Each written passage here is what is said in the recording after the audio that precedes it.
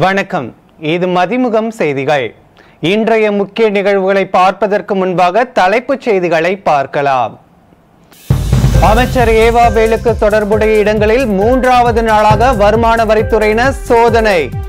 அமைச்சருக்கு சொந்தமான பள்ளி, கல்லூரியில், மருத்துவமனையில் சோதனை. டெல்லியில் உள்ள தொடக்க பள்ளிகளுக்கு வரும் 10ஆம் தேதி வரை விடுமுறை. காற்றின் தரம் தொடர்ந்து மோசமான நிலையில் நீடிப்பதால் டெல்லி அரசு அறிவிப்பு. சத்தீஸ்கரில் முதல் கட்ட தேர்தலுக்கான பரப்புரை இன்றுடன் நிறைவு. இலவச ரேஷன் திட்டம் மேலும் 5 ஆண்டுகளுக்கு நீட்டித்து பிரதமர் நரேந்திர மோடி அறிவிப்பு. தமிழக மாணவர் ஜார்க்கண்டில் மரணம். மாணவர் மரணம் குறித்து உரிய விசாரணை நடத்த வேண்டும் என ஜார்க்கண்ட் முதல்வருக்கு முதலமைச்சர் மு.க. ஸ்டாலின் கடிதம். வளிமண்டல மேலடுக்கு சுழற்சி காரணமாக பெரும்பாலான இடங்களில் பரவலாக மழை. 7ஆம் தேதி வரை கனமழைக்கு வாய்ப்புள்ளதாக வானிலை ஆய்வு மையம் தகவல். தமிழக பொதுப்பணித்துறை அமைச்சர் ஏவா வேலு தொடர்புடைய இடங்களில் 3வது நாளாக வருமான வரித்துறையினர் சோதனை நடத்தி வருகின்றனர். தமிழக பொதுப்பணித்துறை அமைச்சர் ஏவா வேலு மீது எழுந்த வரி ஏய்ப்பு உள்ளிட்ட பல்வேறு புகார்களின் அடிப்படையில் வருமான வரித்துறையினர் விசாரணை செய்து வந்தனர். இதில் அவர் மீதான புகார்களுக்கு உறுதியான ஆதாரங்களும் ஆவணங்களும் கிடைத்ததாக கூறப்படுகிறது. இதன் அடிப்படையில் ஏவா வேலுக்கு சொந்தமான நிறுவனங்கள் சென்னை, திருவண்ணாமலை, கோயம்புத்தூர், கரூர் ஆகிய ஊர்களில் உள்ள இடங்கள் மற்றும் அவருடன் தொடர்புடையவர்களின் வீடுகளில் வருமான வரித்துறையினர் வெள்ளிக்கிழமை காலை முதல் சோதனை நடைபெற்று வருகிறது. சென்னையில் ஆழ்வார்பேட்டையில் உள்ள அவரது வீடு, அண்ணா நகர், வேப்பேரி, தியாகராய நகர், திருவண்ணாமலையில் உள்ள ஏவாவேலு வீடு, எடப்பாளையத்தில் உள்ள அருணை கல்லூரி அலுவலகம், அறக்கட்டளை அலுவலகம், உறவினர்கள், நண்பர்கள், வீடுகள், கரூரில் 4 இடங்கள் என மொத்தமாக 80 இடங்களில் வருமான வரி சோதனை நடத்தப்படுவதாக நேற்று தெரிவிக்கப்பட்டது. இந்நிலையில் 3வது நாளாக ஏவா வேலு தொடர்புடைய இடங்களில் வருமான வரித்துறையினர் சோதனை நடத்தி வருகின்றனர்.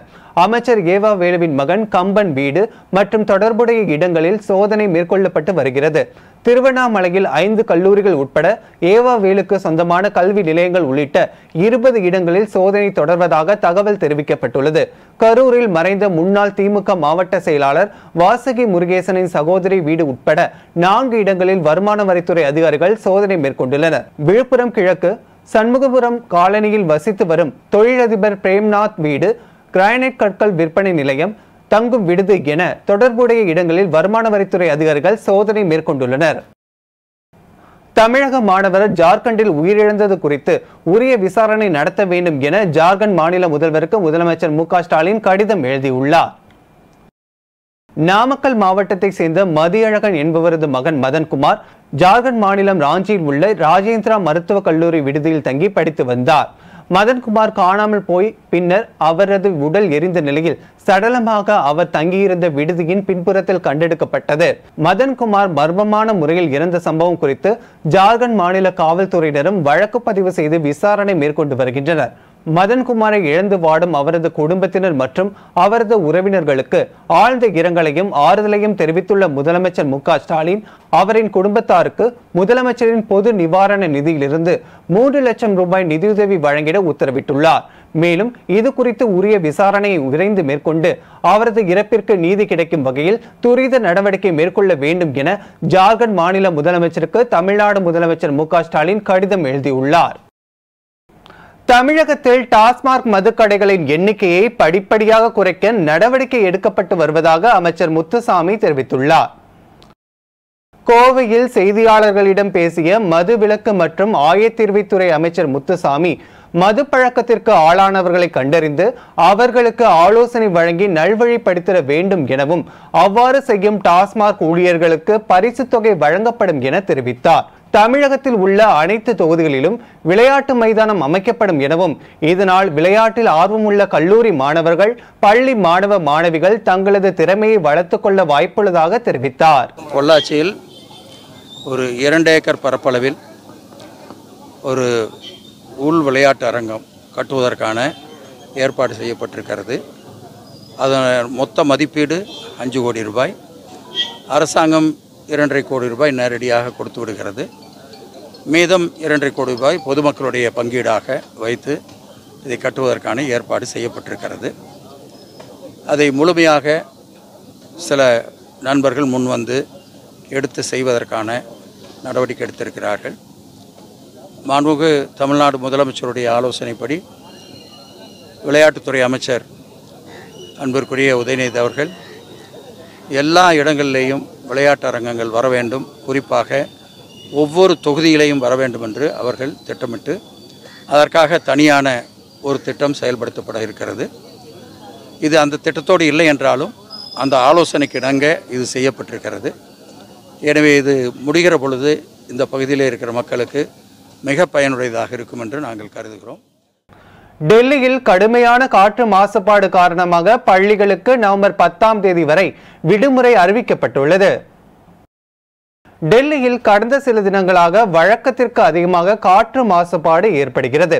டெல்லியில் பல்வேறு பகுதிகளில் காற்று மாசுபாடு அதிகரித்து புகைமூட்டமாக காணப்படுகிறது.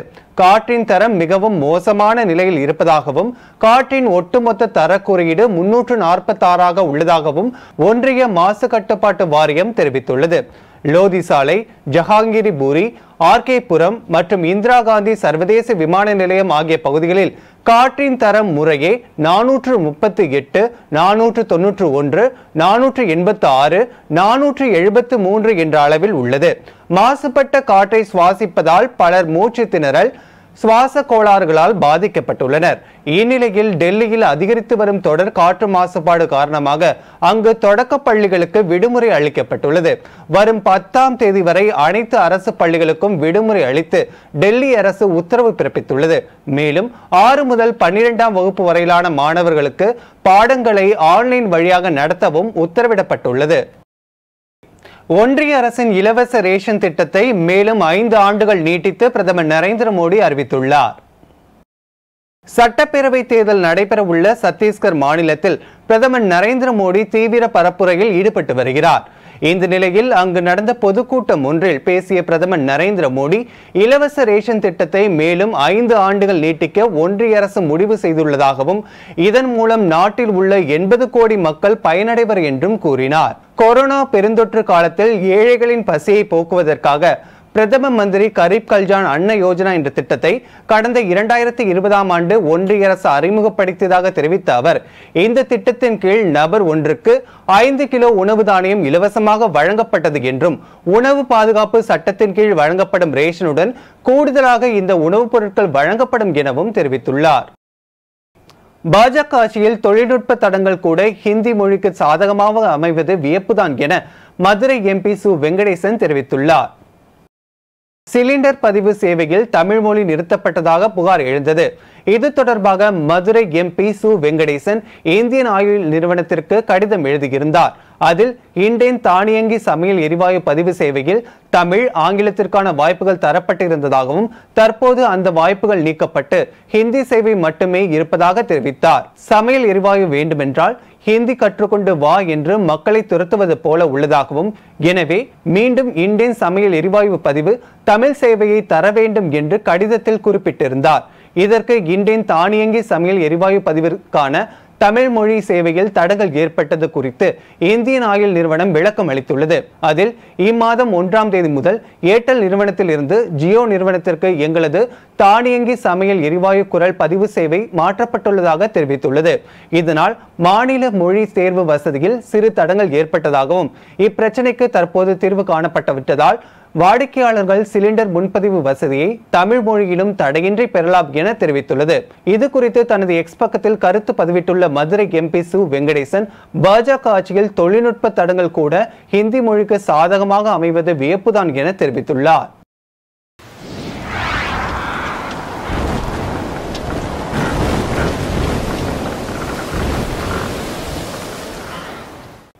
தமிழ்நாட்டில் 3 நாட்களுக்கு கனமழை பெய்யக்கூடும் என சென்னை வானிலை ஆய்வு மையம் தெரிவித்துள்ளது. தமிழ்நாட்டில் கடந்த 24 மணி நேரத்தில் அதிகபட்சமாக வால்பாறையில் 13 சென்டிமீட்டர் மழை பெய்துள்ளதாக சென்னை வானிலை ஆய்வு மையம் தெரிவித்துள்ளது. தேனி மாவட்டம் வீரபாண்டி மற்றும் ராமநாதபுரம் மாவட்டம் தொண்டியில் தலா 11 சென்டிமீட்டர் மழை பதிவாகியுள்ளது. தேனி மாவட்டம் போடிநாயக்கநல்லூர், செங்கோட்டை மற்றும் திருப்பூரில் தலா 10 சென்டிமீட்டர் மழை பதிவாகியுள்ளது. சேலம் மாவட்டம் தம்பட்டி, ஈரோடு மாவட்டம் எலந்தைக்குட்டை மேடு, ராமநாதபுரம், எடப்பாடி, குமாரபாளையத்தில் தலா 9 சென்டிமீட்டர் மழை பதிவாகியுள்ளது. இந்நிலையில் தென் தமிழகம் மற்றும் அதனை ஒட்டிய பகுதியில் ஒரு வளிமண்டல மேலடுக்கு சுழற்சி நிலவுவதால் தமிழ்நாட்டில் இன்று 10 மாவட்டங்களிலும் புதுச்சேரியிலும் கனமழை பெய்யக்கூடும் என தெரிவிக்கப்பட்டுள்ளது. இன்று நீலகிரி, ஈரோடு, சேலம், தர்மபுரி, கிருஷ்ணகிரி, திருப்பத்தூர், கோவை, திருப்பூர், தேனி மற்றும் திண்டுக்கல் மாவட்டங்களில் கனமழை பெய்ய வாய்ப்புள்ளது என்றும் நாளை மற்றும் நாளை மறுநாளும் இந்த மாவட்டங்களில் கனமழை பெய்ய வாய்ப்புள்ளதாக தெரிவிக்கப்பட்டுள்ளது. சென்னையை பொறுத்தவரை அடுத்த 48 மணி நேரத்திற்கு ஒரு சில இடங்களில் மிதமான மழை பெய்ய வாய்ப்புள்ளதாகவும் 7 மற்றும் 8ஆம் தேதிகளில் மத்திய கிழக்கு மற்றும் அதனை ஒட்டிய தென்கிழக்கு அரபிக்கடல் பகுதிகளில் சூறாவளி காற்று வீசக்கூடும் என மீனவர்களுக்கு எச்சரிக்கை விடுக்கப்பட்டுள்ளது. சென்னையில் வேக கட்டுப்பாடு விதிகள் அமல்படுத்தப்பட்ட முதல் நாளில் 121 வழக்குகள் பதிவு செய்யப்பட்டுள்ளதாக போக்குவரத்து காவல்துறை அறிவித்துள்ளது. சென்னை பெருநகரத்தில் சாலை பாதுகாப்பை உறுதி செய்வதற்காக வாகன ஓட்டிகளுக்கு வேக வரம்பை பெருநகர போக்குவரத்து காவல்துறை அறிவித்துள்ளது. அதன்படி இலகுரக வாகனங்கள் அதிகபட்சமாக 60 கிலோமீட்டர் வேகத்திலும், கனரக வாகனங்கள் அதிகபட்சமாக 50 கிலோமீட்டர் வேகத்திலும் செல்ல வேண்டும் என அறிவுறுத்தியுள்ளது. 2 சக்கர வாகனங்கள் மணிக்கு 50 கிலோமீட்டர் வேகத்திலும், ஆட்டோக்கள் 40 கிலோமீட்டர் வேகத்தில் பயணிக்க வேண்டும். குறிப்பாக குடியிருப்பு பகுதிகளில் அனைத்து வகையான வாகனங்களும் மணிக்கு 30 கிலோமீட்டர் வேகத்தில் மட்டுமே செல்ல வேண்டும் என போக்குவரத்து காவல்துறை அறிவுறுத்தியுள்ளது. இந்த வேக கட்டுப்பாட்டு விதிமுறை நேற்று முதல் அமலுக்கு வந்துள்ளது. அமலுக்கு வந்துள்ள வேக கட்டுப்பாட்டு விதிமுறையை கடைபிடிக்காமல் செல்லும் வாகனங்களுக்கு அபராதம் விதிக்கும் நடவடிக்கையில் போக்குவரத்து காவல்துறையினர் ஈடுபட்டு வருகின்றனர். இந்நிலையில் சென்னையில் வேக கட்டுப்பாட்டு விதிகள் அமல்படுத்தப்பட்ட முதல் நாளில் 121 வழக்குகள் பதிவு செய்யப்பட்டுள்ளன. அத்துடன் 1.21 லட்சம் அபராத தொகை வசூலிக்கப்பட்டுள்ளதாக போக்குவரத்து காவல்துறை தெரிவித்துள்ளது. கேரளா குண்டுவெடிப்பு சம்பவம் தொடர்பாக மத வன்முறையை தூண்டும் விதமாக சமூக வலைதளங்களில் கருத்து பதிவிட்டதாக 54 வழக்குகள் பதிவு செய்யப்பட்டுள்ளன.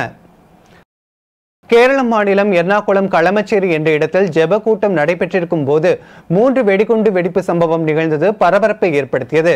2000க்கும் மேற்பட்டோர் பங்கு கொண்ட இடத்தில் நடைபெற்ற வெடிகுண்டு சம்பவம் தொடர்பாக 36 பேர் படுகாயமடைந்தனர். 3 பேர் சம்பவ இடத்திலேயே உயிரிழந்தனர். இந்த விவகாரம் தொடர்பாக கேரள காவல்துறை தீவிர விசாரணை மேற்கொண்டு வருகின்றனர். இச்சம்பவத்தில் தொடர்புடைய டொமினிக் மார்டின் என்பவரை கொடக்காரா காவல் நிலையத்தில் சரணடைந்தார். சபையின் செயல்பாடு தனக்கு பிடிக்கவில்லை என்பதால் குண்டு வைத்ததாக மார்டின் வாக்குமூலம் அளித்தார். இந்நிலையில் கேரளா குண்டுவெடிப்பு சம்பவம் தொடர்பாக மத வன்முறையை தூண்டும் விதமாக சமூக வலைதளங்களில் கருத்து பதிவிட்டதாக 54 வழக்குகள் பதிவு செய்யப்பட்டுள்ளன. அதிகபட்சமாக மலப்புரம் மாவட்டத்தில் 26 வழக்குகளும், எர்ணாகுளம் மாவட்டத்தில் 15 வழக்குகளும் பதிவாகி உள்ளன. இந்த வழக்குகள் தொடர்பாக காவல்துறை தொடர்ந்து விசாரணை நடத்தி வருகின்றது. சென்னையில் டெங்கு உள்ளிட்ட நோய் தடுப்பு நடவடிக்கைகள் தீவிரப்படுத்தப்பட்டுள்ளதாக மாநகராட்சி ஆணையர் ராதாகிருஷ்ணன் தெரிவித்துள்ளார். மழைக்காலத்தை முன்னிட்டு பொது சுகாதாரம் சார்ந்த அனைத்து முன்னெச்சரிக்கை நடவடிக்கைகளையும் நகராட்சி நிர்வாக இயக்குநரகம் நோய் தடுப்பு பிரிவுடன் இணைந்து மேற்கொண்டு வருவதாக சென்னை மாநகராட்சி ஆணையர் ராதாகிருஷ்ணன் தெரிவித்துள்ளார். டெங்கு காய்ச்சல் மட்டுமின்றி சளி, காய்ச்சல், சுவாச நோய்கள், வயிற்றுப்போக்கு, தோல் வியாதிகள் உள்ளிட்ட நோய்களுக்கும் சிறப்பு கவனம் செலுத்தப்பட்டு சிகிச்சை அளிக்கப்பட்டு வருவதாக அவர் தெரிவித்தார். அதேபோல் கொசு ஒழிப்பிற்கு தேவையான நடவடிக்கைகளும் மேற்கொள்ளப்பட்டு வருவதாக ராதாகிருஷ்ணன் தெரிவித்துள்ளார்.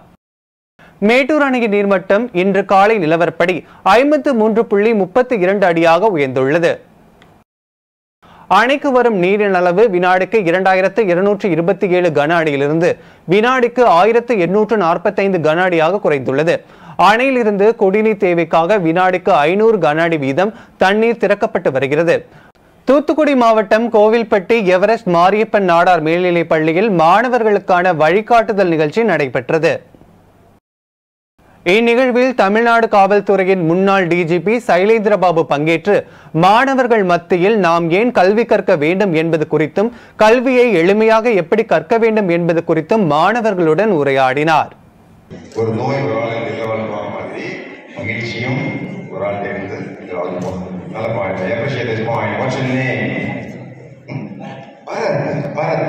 அதாவது மகிழ்ச்சி மற்றவர்களுக்கும் மகிழ்ச்சி ஏற்படுத்தும் குழந்தைகளை தான் இந்த முறை ஒரு பாடத்தில் 100 மார்க் வாங்கி அம்மா கட்டுப்பட்டு காட்டுங்க. My dear mom, this is 100 marks. I am the topper in the school. வீட்டில் மகிழ்ச்சி வருமா? மிகப்பெரிய மகிழ்ச்சி. இன்னொரு வழி தெரிஞ்சிருக்குமா? வீட்டுக்கு நைட் போகும்போது இருக்கிறதுல மிகப்பெரிய புத்தகத்தை எடுத்து ஒரு 7 மணிக்கு படிக்க ஆரம்பிங்க. படிக்க பிடிக்கலையா? படிக்கிற மாதிரி நடிங்க. 9 மணிக்கு அம்மா சாப்பிட பர்சன்ட் மார்க் எடுக்கணும், நீட் எக்ஸாம் பாஸ் பண்ணணுமா, 10 மணிக்கு வந்து கூப்பிடுவா, அப்போ வந்து சொல்லணும் இன்னும் ஒரு வேட்பாளர் இருக்கணும், 2 மணி நேரம் படிச்சுக்கணும். கடவுளே இவ்வளோ நாளா நினைச்சிட்டு இருக்கிறேன், பையனுக்கு புத்தி வருமா வருமா, புத்தி வந்துருச்சே, மகிழ்ச்சி, இறைவா ரொம்ப நன்றி, திருப்பதிக்கு வந்து மொட்டை அடிச்சிடறேன் அப்படின்னு சொல்லுவாங்க. ஓகே, மகிழ்ச்சி வந்தாச்சா? ஸோ வீட்டில் மிகப்பெரிய மகிழ்ச்சி ஏற்படுத்தக்கூடிய ஆற்றல் படைத்த மனிதர் யார்? திருப்பூர் மாவட்டத்தில் உள்ள தனியார் பனியன் நிறுவனத்தில் பணியாற்றி வந்த 5 புலம்பெயர் குழந்தை தொழிலாளர்கள் மீட்கப்பட்டனர். திருப்பூர் கொண்டப்ப கவுண்டர் லேஅவுட் பகுதியில் செயல்பட்டு வரும் தனியார் பனியன் நிறுவனத்தில் வட மாநிலத்தை சேர்ந்த சிறுவர்களை முறைகேடாக பணியில் அமர்த்தி வேலை வாங்கி வருவதாக புகார் எழுந்தது. புகாரின் பேரில் தொழிலக பாதுகாப்பு உதவி இயக்குநர் தலைமையில் சைல்ட் லைன் அதிகாரிகள் இணைந்து நடத்திய சோதனையில் குறிப்பிட்ட தனியார் பனியன் நிறுவனத்தில் 5 புலம்பெயர் சிறுவர்களை தொழிலாளர்களாக பயன்படுத்தியது தெரிய வந்தது. இதனைத் தொடர்ந்து மீட்கப்பட்ட 5 சிறுவர்களை வேலம்பாளையத்தில் உள்ள காப்பகத்தில் சேர்க்கப்பட்ட நிலையில் இது குறித்து தனியார் பனியன் நிறுவனத்தில் உரிமையாளர் மீது வழக்கு பதிவு செய்யப்பட்டு விசாரணை மேற்கொள்ளப்பட்டு வருகிறது. மயிலாடுதுறையில் உள்ள ஏவிசி அரசு உதவி பெறும் கல்லூரியில் படித்த முன்னாள் மாணவர்களின் சந்திப்பு நிகழ்ச்சி நடைபெற்றது. 1982 முதல் 1985 வரை இயற்பியல் துறையில் படித்த மாணவர்கள் பலர் பல ஆண்டுகளுக்கு பிறகு மீண்டும் சந்தித்துக் கொண்டு நெகிழ்ச்சியுடன் ஒருவருக்கொருவர் ஆரத் தழுவி தங்கள் அன்பை வெளிப்படுத்தினர். இந்த சந்திப்பின் ருசிகர நிகழ்வாக தங்களுக்கு பாடம் கற்பித்த பேராசிரியர்களுக்கு மாணவர்கள் நினைவு பரிசினை வழங்கி காலில் விழுந்து வணங்கி ஆசி பெற்றனர். நிகழ்ச்சியில் உயிரிழந்த பேராசிரியர்கள் மற்றும் சக நண்பர்களுக்கு முன்னாள் மாணவர்கள் 2 நிமிடங்கள் மௌன அஞ்சலி செலுத்தினர். இலங்கையில் ஏற்பட்டுள்ள பொருளாதார நெருக்கடி போல் இந்தியாவிலும் ஏற்பட வாய்ப்புள்ளதாக தமிழ்நாடு கள் இயக்க ஒருங்கிணைப்பாளர் நல்லசாமி எச்சரித்துள்ளார். தர்மபுரி மாவட்டம் அரூரில் செய்தியாளர்களை சந்தித்த தமிழ்நாடு கள் இயக்க ஒருங்கிணைப்பாளர் நல்லசாமி அரசியலுக்கு வரும் நடிகர்கள் தங்களை சுய பரிசோதனை செய்து கொள்ள வேண்டும் என்றும் தமிழக மக்கள் நிழலை நிஜம் என்று நம்பக்கூடியவர்களாக இருப்பதாக வேதனை தெரிவித்தார். டாஸ்மாக் விற்பனை இலக்கு 600 கோடியாக அரசு நிர்ணயித்திருப்பது தமிழ்நாட்டிற்கு தலைகுனிவை ஏற்படுத்தியுள்ளதாக தெரிவித்த அவர் பீகார் மாநிலத்தை பின்பற்றி தமிழகத்தில் மதுவிலக்கை அமல்படுத்த வேண்டும் என்று கூறினார்.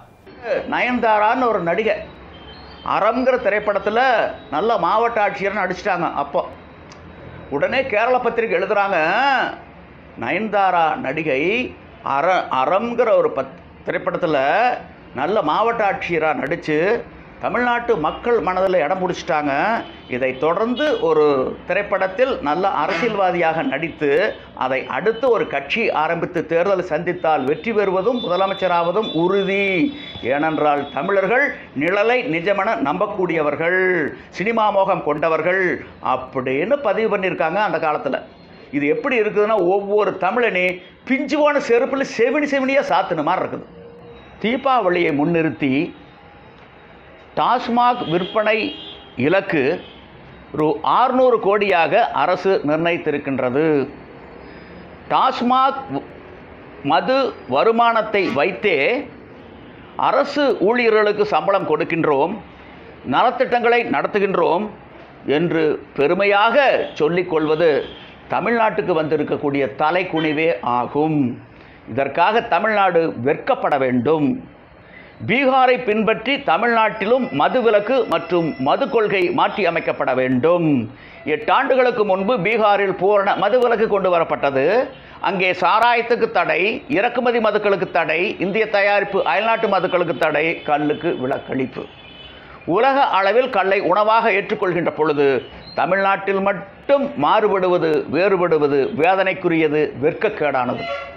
பக்கத்தில் பாண்டியில், கேரளாவில், தெலுங்கானாவில், ஆந்திராவில், அண்டை மாநிலங்களில், உலக அளவில் எங்கும் கல்லுக்கு தடை கிடையாது. அங்கும் கலப்படம் செய்வார்கள் அல்லவா? அந்த அரசுகளெல்லாம் கலப்படத்தை கட்டுப்படுத்துகின்ற பொழுது தமிழ்நாட்டில் மட்டும் கலப்படத்தை கட்டுப்படுத்த முடியவில்லை என்றால் தமிழ்நாடு அரசு ஆளுமை இல்லாத அரசா? உலகளாவிய நடைமுறையை ஏற்று அரசியலமைப்பு சட்டத்தை மதித்து தமிழ்நாடு அரசு கல்லுக்கு வைத்திருக்கக்கூடிய தடையை நீக்கி அறிவிக்க வேண்டும். தெலுங்கானாவில் காங்கிரஸ் ஆட்சி அமைந்தால் பெண்களுக்கு மாதம் 4000 ரூபாய் அளவுக்கு சலுகைகள் வழங்கப்படும் என ராகுல் காந்தி அவர்கள் அறிவித்திருக்கின்றார்கள். ஆட்சியை பிடிப்பதற்கும் பிடித்த ஆட்சியை தக்க வைத்துக் கொள்வதற்கும் இவ்வாறான தேவையற்ற இலவசங்களை முன்னிறுத்தி நடைமுறைப்படுத்தி வருவது தன்மானத்துக்கும் சுயமரியாதைக்கும் விடுக்கக்கூடிய சவாலே ஆகும். இது மேலும் தொடர்ந்தால் இலங்கைக்கு என்ன ஒரு பொருளாதார நெருக்கடி ஏற்பட்டதோ அதைவிட மோசமான ஒரு நிலை இந்தியாவுக்கு வரும். தர்மபுரி மாவட்டம் பாப்பிரெட்டிப்பட்டி அருகே உள்ள ஆதிதிராவிட நல விடுதிகளில் அடிப்படை வசதிகள் இல்லை என மாணவிகள் தர்ணா போராட்டத்தில் ஈடுபட்டதால் பரபரப்பு ஏற்பட்டது. தகவலறிந்து வந்த விடுதி காப்பாளர் சித்ரா, பாப்பிரெட்டிப்பட்டி காவல் ஆய்வாளர் லதா மாணவிகளிடம் போராட்டத்தை கைவிடும்படியும் அடிப்படை தேவைகள் உடனடியாக அரசின் கவனத்திற்கு எடுத்துச் சென்று செய்து வருவதாகவும் உறுதியளித்தனர். இதற்கிடையே அடிப்படை வசதிகள் இல்லாமல் தர்ணா போராட்டத்தில் ஈடுபட்ட சம்பவம் தொடர்பாக தாழ்த்தப்பட்டோர் ஆணையத்தின் ஆணையர் ரவிவர்மா புதுப்பட்டியில் உள்ள ஆதிதிராவிடர் மாணவிகள் தங்கும் விடுதியில் திடீர் விசாரணை மேற்கொண்டார்.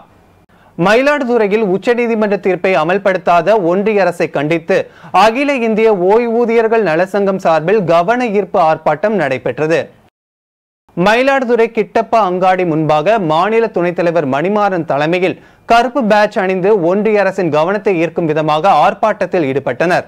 2022 ஆண்டு நவம்பர் மாதம் 4ஆம் தேதி உச்சநீதிமன்றம் அளித்த தீர்ப்பின்படி EPS 95 திட்டத்தில் உள்ள ஓய்வூதியதாரர்களுக்கு உயர்த்தப்பட்ட பென்ஷன் வழங்கப்பட வேண்டும் என்றும் கடந்த ஓராண்டாக உச்சநீதிமன்ற தீர்ப்பை அமல்படுத்தாத மத்திய அரசை கண்டித்தும் உடனடியாக தீர்ப்பை நிறைவேற்ற கோரி கவன ஈர்ப்பு ஆர்ப்பாட்டத்தில் ஈடுபட்டனர். திருவண்ணாமலை மாவட்டத்தில் சிறுதானியத்தால் செய்யப்பட்ட உணவுப் பொருட்கள் மற்றும் சாமை, திணை உள்ளிட்ட இயற்கை உணவுப் பொருட்கள் கண்காட்சி நடைபெற்றது. தனியார் மெட்ரிக் மேல்நிலைப் பள்ளியில் மாணவ மாணவிகள் இடையே சிறுதானியத்தால் செய்யப்படும் உணவுகள் குறித்தும் சிறுதானியத்தின் மகத்துவம் குறித்தும் சிறுதானியத்தால் உடலுக்கு ஏற்படும் நன்மைகள் குறித்தும் கண்காட்சி நடைபெற்றது. மேலும் வரவு செலவுகள் எவ்வாறு கையாள வேண்டும் என்பது உள்ளிட்ட பல்வேறு வகையான விழிப்புணர்வு ஏற்படுத்தும் வகையில் ஒரு நாள் விற்பனை அரங்கு நடைபெற்றது. மாநில அரசுக்கு நாங்கள் வைக்கும் கோரிக்கை, ஏற்றிய மின்சார கட்டணத்தை தயவு செய்து தமிழக முதல்வர் உடனடியாக பழைய கட்டணத்திற்கு எங்களுக்கு மாற்றித்தர வேண்டும். இந்த 35 ரூபாய் டு 153 ரூபாய் என்ற நிலை கட்டணத்தை பழையபடி 35 ரூபாய் பர் கிலோவாட் என்று மாற்றித்தர வேண்டும். பீக் அவர் சார்ஜ் 15% எல்டிசிடி கட்டணதாரர்களுக்கு முழுமையாக நீக்க வேண்டும்.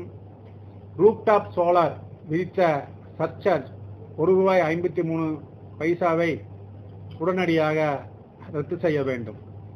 மேலும் தமிழ்நாடு அரசு இன்று நீங்கள் பார்த்தீர்களானால் பஞ்சாப், மகாராஷ்டிரா, குஜராத், பீகார், மத்திய பிரதேஷ் என்ற அனைத்து மாநிலங்களும் 50% மானியத்தை ஜவுளி தொழில் தொடங்குபவர்களுக்கு அளிக்கின்றன.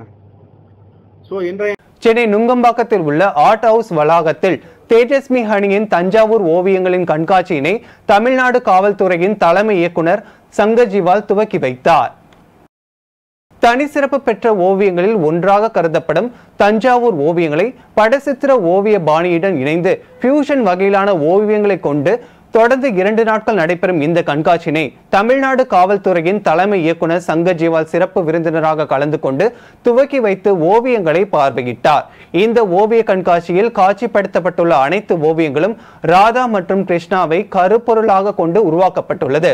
கண்காட்சியின் சிறப்பு அழைப்பாளராக சென்னை காவல்துறையின் ஆணையர் சந்தீப் ரத்தோர், இலங்கை தூதரக சென்னை துணை ஆணையர் வெங்கடேஸ்வரன் ஆகியோர் கலந்து கொண்டு ஓவியங்களை பார்வையிட்டு மகிழ்ந்தனர். ஓவியங்களை பார்வையிட்டு தேஜஸ்மிக்கு பாராட்டு தெரிவித்தனர்.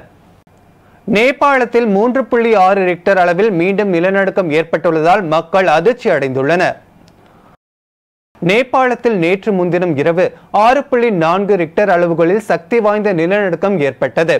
இந்த நிலநடுக்கத்தின் பாதிப்பால் இதுவரை 157 பேருக்கும் மேற்பட்டோர் உயிரிழந்துள்ளனர். மேலும் 357 பேர் காயமடைந்துள்ளதாகவும் பல வீடுகள் மற்றும் பிற கட்டிடங்கள் இடிந்து விழுந்ததாகவும் கூறப்படுகிறது. இந்நிலையில் இன்று அதிகாலை 5 மணி அளவில் மீண்டும் நிலநடுக்கம் உணரப்பட்டது. இந்த நிலநடுக்கம் காத்மாண்டுவில் இருந்து வடமேற்கே 169 கிலோமீட்டர் ஆழத்தில் 10 கிலோமீட்டர் தொலைவில் உள்ளதாகவும் ரிக்டர் அளவில் 3.6 பதிவாகியுள்ளது என தேசிய நிலநடுக்க மையம் தெரிவித்துள்ளது. இதில் நூற்றுக்கணக்கான மக்கள் காயமடைந்துள்ளனர். மேலும் ஆயிரக்கணக்கான மக்கள் வீடுகளை இழந்துள்ளதாகவும் தகவல் வெளியாகியுள்ளது. மீண்டும் தலைப்புச் செய்திகள். அமைச்சர் ஏவா வேலுக்கு தொடர்புடைய இடங்களில் 3வது நாளாக வருமான வரித்துறையினர் சோதனை. அமைச்சருக்கு சொந்தமான பள்ளி கல்லூரியில் மருத்துவமனையில் சோதனை. டெல்லியில் உள்ள தொடக்க பள்ளிகளுக்கு வரும் 10ஆம் தேதி வரை விடுமுறை. காற்றின் தரம் தொடர்ந்து மோசமான நிலையில் நீடிப்பதால் டெல்லி அரசு அறிவிப்பு. சத்தீஸ்கரில் முதல் கட்ட தேர்தலுக்கான பரப்புரை இன்றுடன் நிறைவு. இலவச ரேஷன் திட்டம் மேலும் 5 ஆண்டுகளுக்கு நீட்டித்து பிரதமர் நரேந்திர மோடி அறிவிப்பு. தமிழக மாணவர் ஜார்க்கண்டில் மரணம். மாணவர் மரணம் குறித்து உரிய விசாரணை நடத்த வேண்டும் என ஜார்க்கண்ட் முதல்வருக்கு முதலமைச்சர் மு க ஸ்டாலின் கடிதம். வளிமண்டல மேலடுக்கு சுழற்சி காரணமாக பெரும்பாலான இடங்களில் பரவலாக மழை. 7ஆம் தேதி வரை கனமழைக்கு வாய்ப்புள்ளதாக வானிலை ஆய்வு மையம் தகவல். இத்துடன் செய்திகள் நிறைவடைந்தன. மீண்டும் செய்திகள் இரவு 8 மணிக்கு. மேலும் செய்திகளை தெரிந்து கொள்ள மதிமுகம் பிரைம் யூடியூப் தளத்தில் இணைந்திருங்கள்.